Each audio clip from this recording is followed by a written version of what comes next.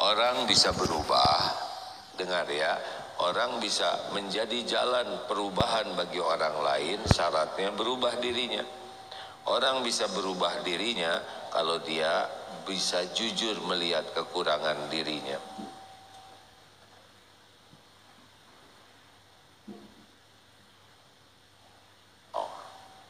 Di dalam teori pidato kalau ada yang bergerak semua lihat yang bergerak.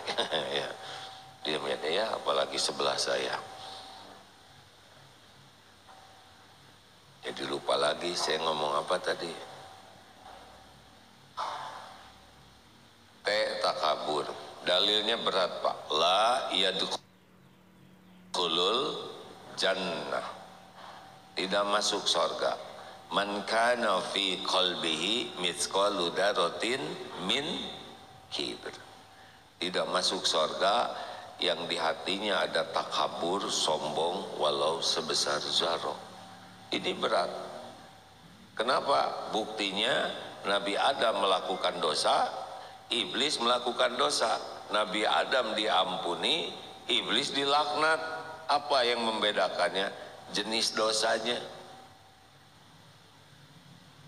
Nabi Adam dilarang memakan buah yang terlarang, buah kholdi itu ya. Tapi ditipu oleh iblis dengan menyebut nama Allah. Jadi Nabi Adam tuh tidak nyangka akan ada yang nipu dengan menggunakan nama Allah. Iblis dasar ya. Sehingga menyesal, diampuni. Tapi iblis diperintahkan sujud ke Nabi Adam, aba wastakbaro. Dia enggan dan menyombongkan diri. Nah, inilah yang membuat seseorang menjadi terkutuk, nauzubillah, sombong. Apa ciri sombong? Dua. Batarul haq wa ghamtun nas. Menolak kebenaran dan menganggap rendah, meremehkan orang lain. Apakah orang miskin bisa sombong? Bisa. Ciri orang sombong itu adalah tidak suka kepada agama. Tidak suka kepada Allah, tidak suka kepada Nabi, kepada para ulama. Dia tidak suka dengan Al-Quran, tidak suka majelis ilmu, tidak suka. Karena apapun yang berbau kebenaran, dia tidak suka. Kenapa? Karena dirinya sudah merasa benar. Makanya orang-orang yang sombong itu tidak mau datang ke majelis taklim, tidak mau.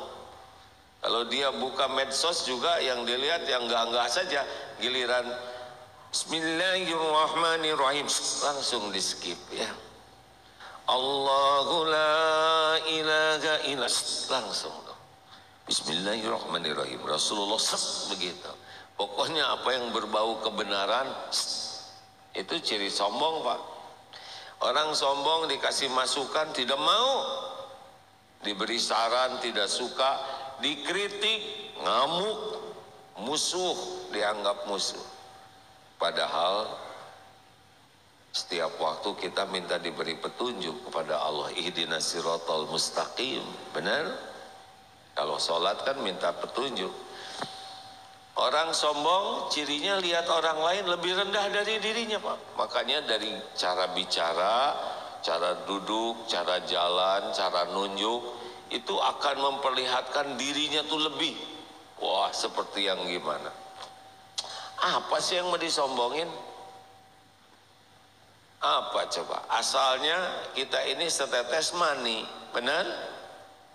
Ujungnya jadi bangkai, menjijikan, bau busuk. Kemana-mana kita ini bawa kotoran. Yang belum setor kan di sininya kotoran. Kenapa kita dihormati? Karena Allah menutupi aib, dosa, maksiat, kejelekan, kekurangan kita. Kalau dibuka, hancur. Semalam tidak sengaja lihat wakil bupati titik-titik, hancur sekarang, kedapatan di kamar hotel dengan yang bukan istrinya, istri orang. Katanya yang merazia itu tidak tahu ini wakil bupati. Sepertinya tidak sengaja. Allah yang mengatur segalanya. Baru siangnya dihormati, sorenya menteri naik mobil dihormati, keluar borgol. Gampang bagi Allah, betul? Yang sekarang dihormat siapapun karena Allah tutupi aib, termasuk yang sedang ceramah ini. Kenapa saya diundang ceramah di sini? Kenapa Bapak Ibu datang mau mendengar? Karena yang sedang ceramah ini ditutupi oleh Allah aibnya, dosanya, kekurangannya, kejelekannya, kesalahannya. Itu kalau dibuka aib saya, bubar seketika ini. Makanya jangan petantang petenteng. Mudah bagi Allah membuka aib kita. Itu lihat, Jenderal buka aib. Nah, Hakim Agung dibuka dikit langsung hina. Benar? Kenapa Bapak dihargai oleh istri? Karena istri tidak tahu kelakuan Bapak yang sebenarnya. Langsung nunduk semua.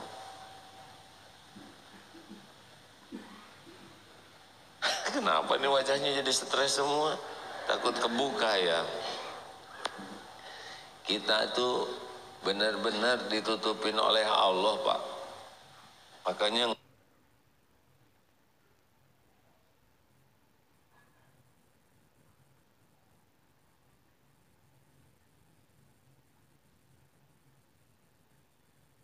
langsung ngejungkel kita ini ya. Udah gaya-gaya pakai tas Hermes. Apa? Hermes ya. Sekarang jadi menderita tuh Pak gara-gara tas itu ya. Udahlah, mendingan jadi orang tawadu, rendah hati. Gak usah petantang petenteng. Dikasih covid aja kemarin ngejungkel kita ini ya. Mau otot kawat, balung besi, leher beton, urat kabel kena covid langsung ngejungkel Pak. Virus kecil saja membuat kita ketakutan semuanya. Makanya Rasulullah Sallallahu Alaihi Wasallam bersabda seperti ini, wa ma tawaddo'a ahadun lillah illa rafa'ahullah.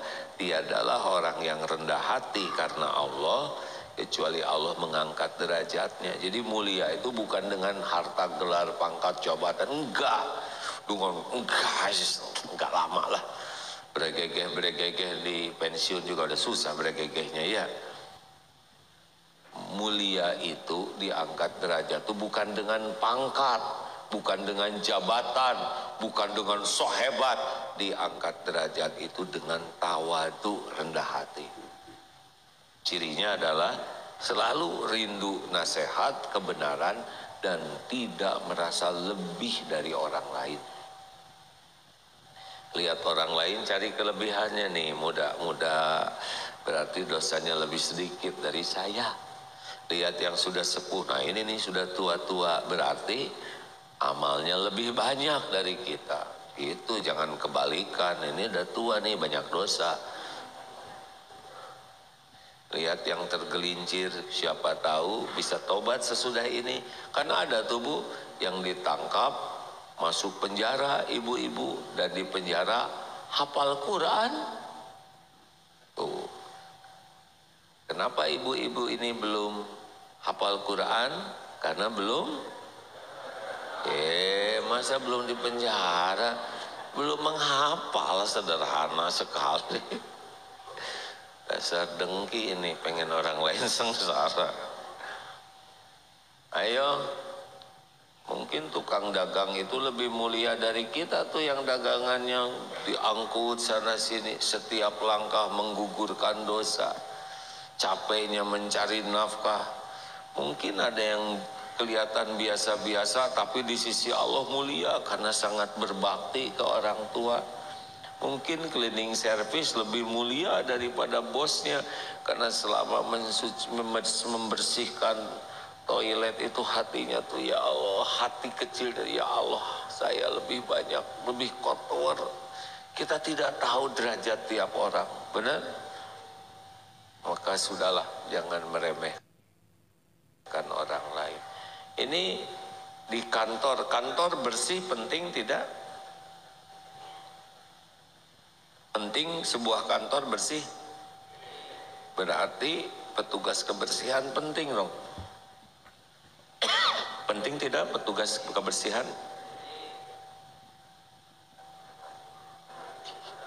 Jadi kayak emosi kalau sendirian keras. Petugas kebersihan penting. Berarti petugas kebersihan orang penting. Makanya kalau di kantor hanya menghormat ke atasan, tapi ke petugas kebersihan meremehkan, itu namanya bukan menghormati atasan, tapi menjilat. Orang yang menghormat atasan dengan benar itu hormat juga ke cleaning service. Ini masjid ini kalau nggak ada petugas kebersihan jelek ini masjid, betul tidak? Kalau hanya menghormat ketua DKM, menghormat ketua yayasan, menghormat imam, tapi meremehkan cleaning service itu nggak bagus. Hormat semua, kan semuanya penting di sini. Ibu jangan meremehkan pembantu ya, pembantu dengan ibu tuh hanya masalah takdir. Kalau Allah menghendaki pembantu, ibu lahir di orang tua pembantu, ibu lagi ngepel sekarang. Iya, makanya nggak usah meremehkan orang lain. 2, egois. Koruptor egois, maling egois, penjahat itu rata-rata egois, Pak. Karena dalam Islam yang namanya bahagia itu khairun nas anfa'uhum linnas. Sebaik-baik manusia adalah manusia yang paling sukses, itu yang paling manfaat.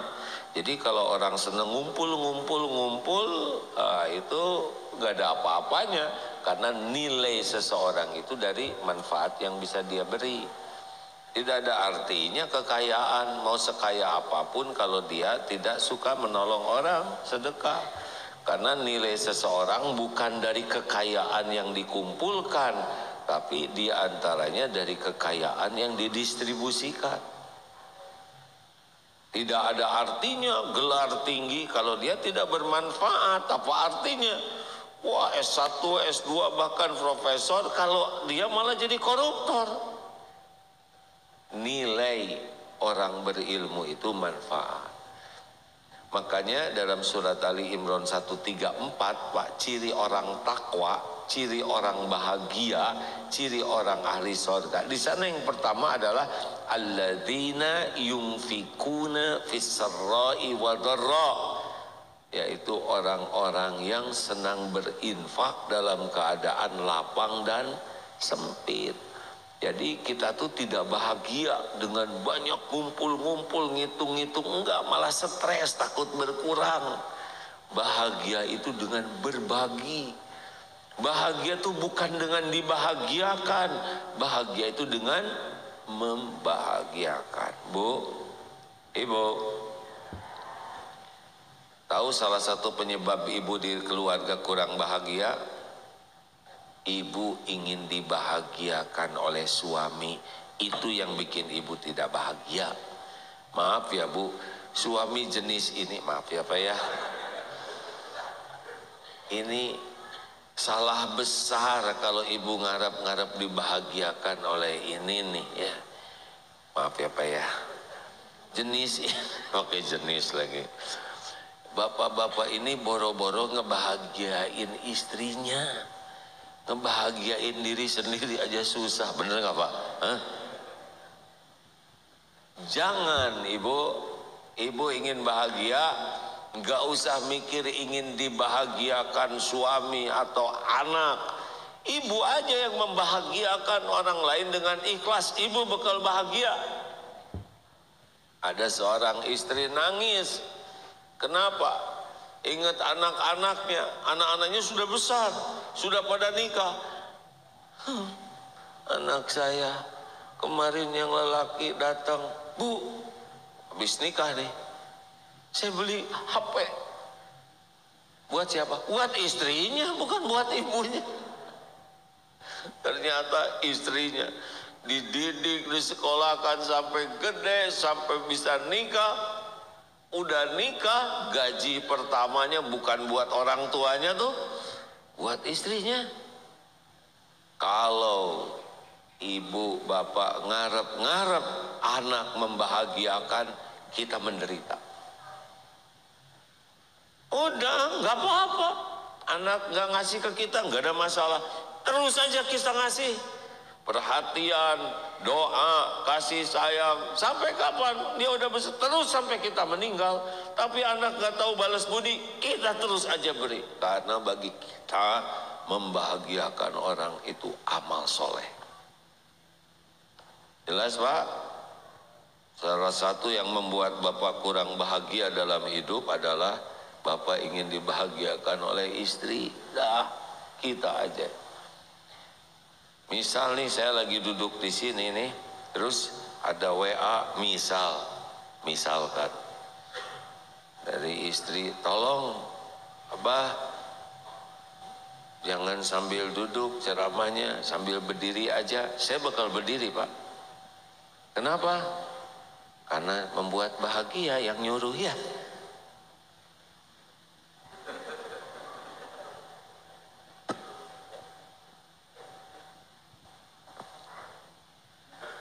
Jadi apa aja yang bikin istri bahagia lakukan aja. Pak, saya ingin makan sambal pedas. Ya silakan, kan yang makan beliau sendiri, itu tidak. Udahlah, digampangin aja. Jangan suka, jangan ini, jangan serba dilarang. Kalau itu bukan masalah yang haram, ya bisa bikin bahagia. Kita mau olahraga, misal mau lari, mau bersepeda, kata istri misalkan, Pak nggak jadi olahraga sepedanya, mau jalan kaki, tinggal jalan aja. Jangan, tadi udah mau sepeda, udah nggak usah rewel lah. Apa yang bikin seneng, gampangin. Ikut bahagia loh Pak. Itu sebetulnya nggak usah egois. Bu, kenapa jadi pada mikir begini? Simple hidup ini Pak. Bahagia itu membahagiakan orang lain. Penderitaan itu ingin dibahagiakan oleh orang lain. Semakin banyak berharap dari orang lain, semakin tidak bahagia. Ingin dilihat, ingin dipuji, ingin dihargai, ingin dihormati, udah. Makanya penyakit hati itu adalah ego. Bahagia hidup ini justru dengan terus berbagi. 3. Apa yang ketiga? Nora. Orang Nora ini ria sebetulnya, cuman teri jadinya kalau R ya, supaya jadi tengil, jadi Nora. Nora itu orang yang suka pamer, sibuk ingin dilihat orang, dipuji. Itu yang bikin tukang pamer yang sekarang jadi heboh itu ya.